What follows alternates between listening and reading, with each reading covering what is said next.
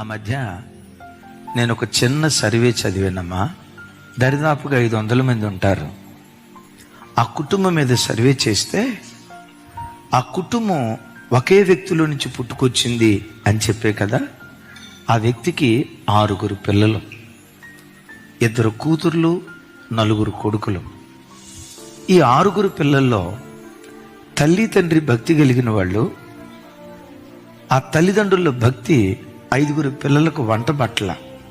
5 పిల్లలు తాగుబోతులుగా, కొంతమంది ఆడపిల్లలు తిరుగుబోతులుగా, అక్రమ సంబంధాల్లో బ్రతికేవారిగా 5 పిల్లలు దారి తెప్పారు. ఒక అబ్బాయి మాత్రం తన తోబుట్టువుల ప్రభావం తన మీద పడకుండా జాగ్రత్తగా కాపాడుకుంటూ వచ్చాడట. వాళ్ళకు వివాహాలు అయ్యాయి, వాళ్ళకు కుటుంబాలు ఏర్పడ్డాయి.